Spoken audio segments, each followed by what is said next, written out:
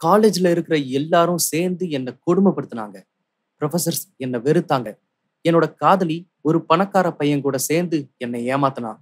என் நண்பர்களே என் மேல திருட்டு பழி சுமத்தி என்னையும் என் அம்மாவையும் அவமானப்படுத்தினாங்க. ஆனா நான் உலகத்திலேயே பணக்கார குடும்பத்தோட வாரிசுங்கிறது அவங்களுக்கு தெரியாது. எல்லாத்தையும் பழிவாங்குற நேரம் வந்துருச்சு. சமூக வலைத்தளம் ஒன்றில் நேரடி ஒளிபரப்பில் முயல் குட்டி போல் ஒரு பெண் தன்னை அலங்கரித்துக் கொண்டு பார்வையாளர்கள் முன்னே மிகவும் கவர்ச்சிகரமாய் இடுப்பை வளைத்து ஆடிக்கொண்டிருந்தாள். சற்று புகழ்பெற்ற இன்ஃப்ளூயன்சர். அவளின் கமெண்ட் செக்ஷனில் நிறைய பேர் அவளை எக்குத்தப்பாய் வர்ணித்து இருந்தனர். இவற்றையெல்லாம் பார்த்து கொண்டிருந்த சரவணனிற்கு முகதாடை இறுகியது. போனை அழுத்தி பிடித்தவன் அதில் ஆடிக்கொண்டிருப்பவளை கோபத்துடன் பார்த்து கொண்டிருந்தான். தன் காதலி மீது அதீத கோபம் வந்தது. கவர்ச்சியால் அனைவரையும் கவர்ந்து இழுத்து கொண்டிருக்கும் ஜெசி சரவணனின் காதலி. ஜெசி வழமையாய் அவள் பாடுவதையும் ஆடுவதையும் சமூக வலைத்தளத்தில் போடுபவள் என்று அறிந்திருந்தாலும் இப்படி ஒரு கோலத்தில் அவள் ஆடிடுவாள் என்று அவன் கனவிலும் நினைத்து பார்க்கவில்லை. கோவத்தில் ஜெசிக்கு அழைக்க சரவணன் நினைக்க அதற்குள் ஜெசி அவளுக்கு வந்திருக்கும் நோட்டிபிகேஷன்களை அனைவரின் பார்வைக்கும் காட்டினாள். அதில் நிதிஷ் சர்மா 10,000 அவளுக்கு பரிசாக கொடுத்திருப்பதாக இருந்தது.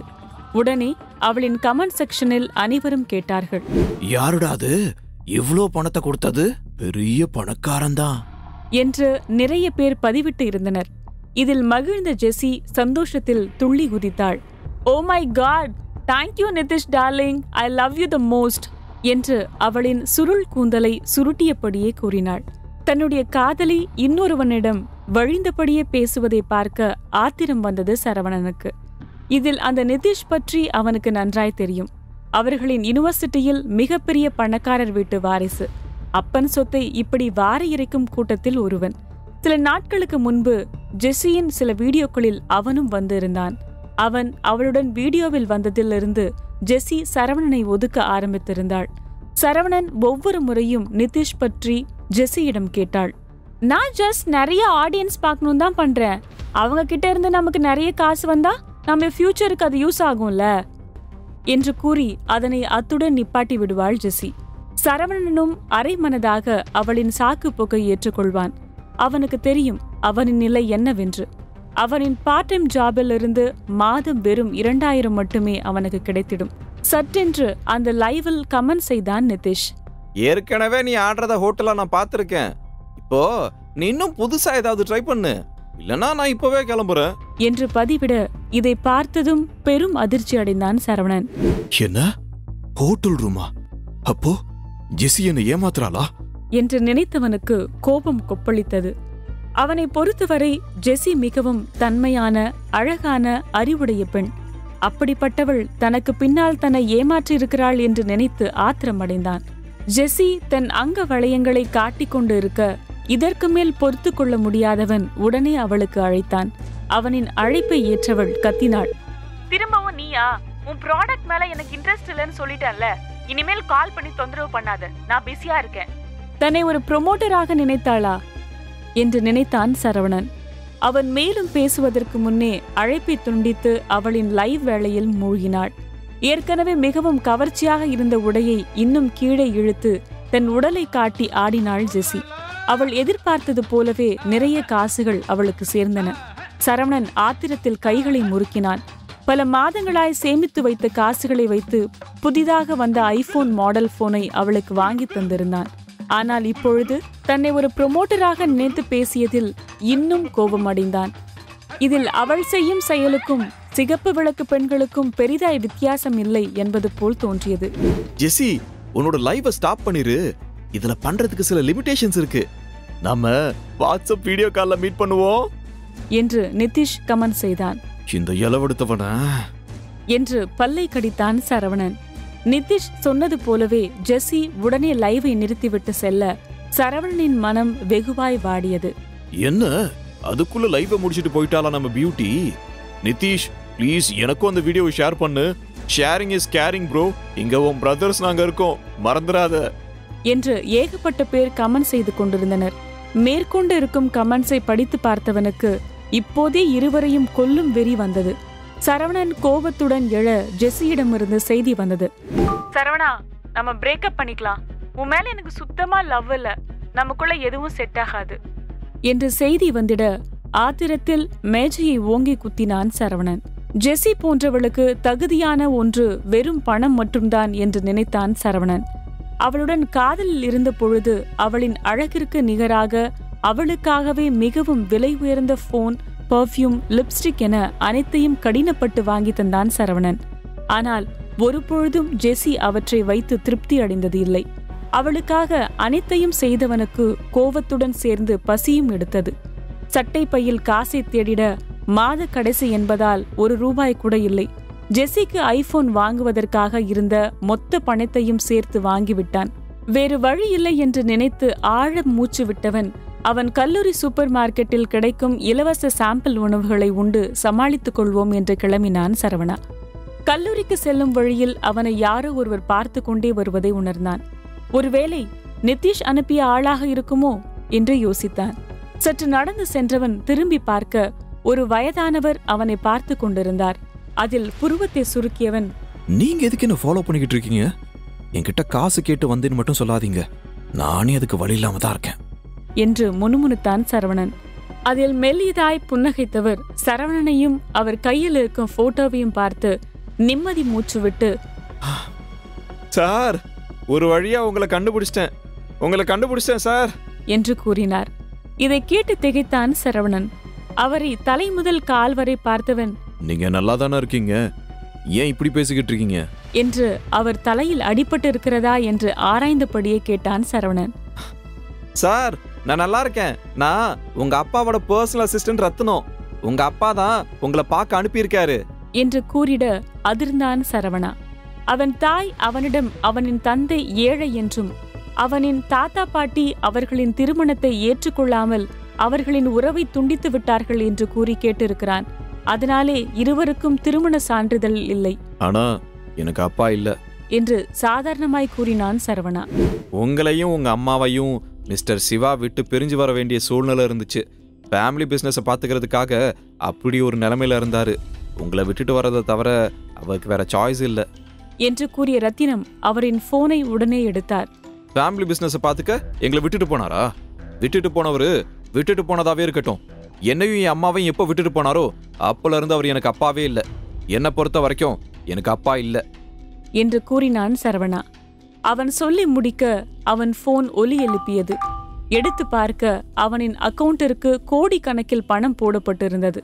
அதிர்ந்தவன் எத்தனை 0 இருக்கிறது என்று எண்ணி பார்த்தான். உண்மையா பொய்யா என்று பெரிதாய் குழம்பினான் சரவணா. நிஜமாவே அவர் எங்களை விட்டுட்டு பிசினஸை பார்த்துக்க போயிட்டாரா என்று யோசித்தவன், இப்போ அவர் எப்படி இருக்காரு என்று கேட்டான் சரவணா. மிஸ்டர் சிவா இப்போ ரொம்ப நல்லா இருக்காரு. பீனிக்ஸ் ஃபேமிலி பிசினஸை முழுசா அவர் டேக் ஓவர் பண்ணிட்டாரு. இன்னும் சில வேலை மிச்சம் இருக்கு, அதை முடிச்சிட்டு அவரே உங்ககிட்ட வருவாரு. எனக்கு இப்போ 2 வேலை அவர் கொடுத்துருக்காரு. முதல்ல சரவணா அவரோட பையன்னு இப்போதைக்கு வெளியில தெரியாம பாத்துக்கணும்.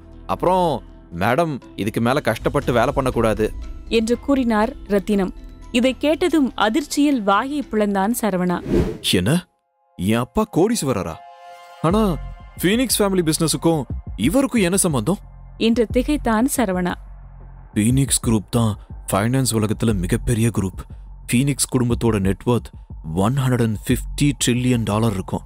உலகத்துல இருக்கிற டாப் 10 கம்பெனிஸ்ல அவங்களோட ஷேர் இருக்கும். வெளிநாடுகள்லயும் அவங்களோட பங்கு அபாரமா இருக்கும். அவங்களோட செல்வ செழிப்பை பட்டியலிட ஒரு நாள் போதாது என்று நினைத்தான் சரவணா. சரவணா சார், இனி உங்களுக்கு ஏதாவது உதவி தேவைப்பட்டா உடனே என்ன கூப்பிடுங்க. பீனிக்ஸ் குடும்பத்தால தீர்க்க முடியாததுன்னு ஒன்னும் இல்ல என்று கூறி அவனிடம் அவரின் போன் நம்பரையும் ஒரு மேன்ஷனின் சாவியையும் அவன் கையில் திணித்துவிட்டு அங்கிருந்து சென்றார். சரவணா யோசனையிலே இருக்க அவன் போன் சினுங்கியது. நிதிஷ் தான் அழைத்திருந்தான். ஓ நிதிஷ், ஜெசி என்னோட லவ்னு தெரிஞ்சும் அவளை என்கிட்ட இருந்து பறிச்சுக்கிட்டல்ல, என்ன அசிங்கப்படுத்தி யூனிவர்சிட்டியில என்ன கேலி பண்ண நினைச்சல்ல. இனி எனக்கு ஒரு கவலையும் இல்ல, ஜெசி மாதிரியான ஒருத்தி தேவையும் இல்ல. ஆனா என்னையே அசிங்கப்படுத்த நினைச்சல்ல, உன்னை சும்மா விட மாட்டேன்டா என்று கோபத்துடன் நினைத்தவன், இனிமே தாண்டா ஆரம்பமே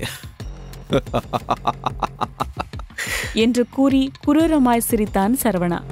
நிதிஷிடமிருந்து வந்த அழைப்பு வர அதனை சரவணன் ஏற்றதும், இன்னும் ஏன் நீ வேலைக்கு வரல என்று பின்னால் ஓடும் பாட்டு சத்தத்தையும் தாண்டி கத்தினான் நிதிஷ்.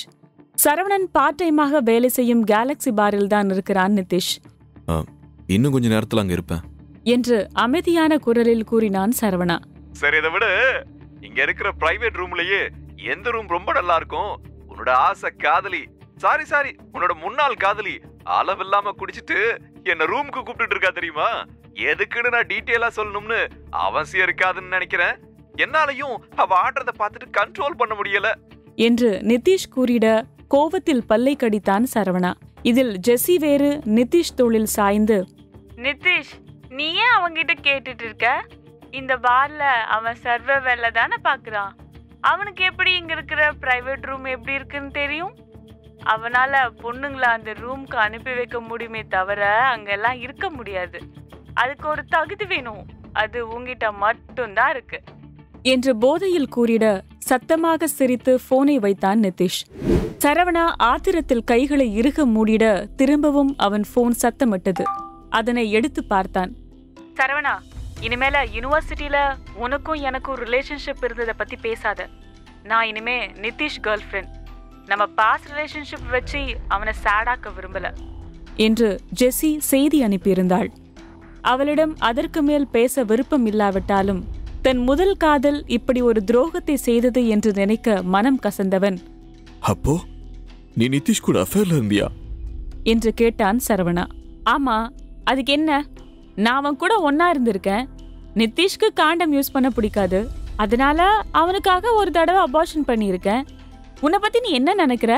நான் கேட்கறதெல்லாம் உன்னால வாங்கி தர முடியுமா என்று அசட்டையாக கூறினாள் ஜெசி. என்னடி சொன்ன என்று பல்லை கடித்துக் கொண்டே செய்தி அனுப்பியவனுக்கு கோபம் கண்ணை மறைத்தது. அத்துடன் அவனின் நம்பரை பிளாக் செய்திருந்தாள் ஜெசி. அவன் நினைத்ததை விட அவனின் காதல் விரைவிலேயே முடிந்தது. நல்ல வேளை தாம் பணக்காரர் ஆகும் முன்னே ஜெசி பற்றிய உண்மை தெரிந்தது என்று நினைத்தான் சரவணா. அதே மனநிலையில் அவர்களின் யூனிவர்சிட்டிக்கு வெளியே இருக்கும் மிகவும் புகழ்பெற்ற வைன் கடைக்கு சென்றவன் ஒரு பாட்டில் வைன் வாங்கி பாஸ்கெட் பால் கோர்ட்டில் அமர்ந்து மடமடவென்று குடித்தான். திரும்பவும் அவனின் போன் சினுங்க அவனின் ரூம்மேட் செய்தி அனுப்பியிருந்தான். சரவணா, உன் அம்மா உன்னை பார்க்க இங்க வந்திருக்காங்கடா. இப்ப எங்க இருக்க என்று கேட்டிருந்தான். இதை பார்த்தவுடனே வேகமாய் அவனின் விடுதியை நோக்கி ஓடினான் சரவணா. பல வருடங்களாய் மிகவும் கடினப்பட்டு சரவணனின் செலவுகளுக்காக உழைத்து கொண்டிருக்கிறார். அவனின் தலையாய கடமை தன் தாயை சிரமப்படுத்தாமல் அவரை பார்த்து கொள்ள வேண்டும் என்பதுதான். ஓடி வந்தவன் அவனின் விடுதி முன்பே போடப்பட்டிருக்கும் பெஞ்சில் அவன் அம்மா அமர்ந்திருப்பதைக் கண்டு வேகமாய் அவரிடம் ஓடினான். ஈஸ்வரி அவரின் பையுடன் தன் மகனுக்காய் காத்திருந்தார். சரவணன் ஓடி வருவதை பார்த்து புன்னகையுடன் எழுந்து தன் பையில் இருந்த காசை எடுத்து கொடுத்தார். சரவணா, நான் வேலைக்கு போறப்ப அப்படியே உன்னை பார்த்துட்டு போலான்னு வந்தேன். இந்தாப்பா, இந்த மாச செலவுக்கு காசு. நல்லா சாப்பிடணும், சரியா? இந்த காசு பத்தலனா என்கிட்ட உடனே சொல்லணும், ஓகே என்று பரிவாய் கேட்டார் ஈஸ்வரி. அவர் கையில் இருந்த 200 ரூபாயை அவன் கையில் வைத்தார் ஈஸ்வரி. தன் அம்மாவிடம் வேறு காசு இல்லாததை கண்டவனுக்கு நெஞ்சம் கனத்தது. தனக்காய் உழைத்து தேய்ந்தவரை மேலும் நோகடிக்க மனம் இல்லை அவனுக்கு. உடனே வேகமாய் பணத்தை அவர் கையில் வைத்து தள்ளினான் சரவணன். அம்மா, இனிமே நீங்க எனக்கு பணம் கொடுக்க வேண்டாம். நான் பார்ட் டைமா வேலை பார்க்கறேன். இப்ப கொடுக்குற சேலரியும் நிறையவே இருக்கு. உங்களுக்கு வேணும்னா சொல்லுங்கம்மா, நம்ம புது ட்ரெஸ் எடுக்க போலாம் என்று கூறினான். ஒவ்வொரு முறையும் ஈஸ்வரி அவனை பார்க்க வரும்பொழுதெல்லாம் அவரின் ஆடையை இறுக்கமாய் பிடித்து கொண்டு தயக்கத்துடனே இருப்பார். அங்கு இருக்கும் நிறைய மாணவர்களின் பெற்றவர்கள் நன்றாக உடை அணிந்து வருவதைக் கண்டு தன் மகனை இந்த ஒரு நிலைமையில் பார்க்க வந்து அவமானப்படுத்துகிறோமோ என்று தாழ்வு மனப்பான்மையுடன் எண்ணியிருக்கிறார்.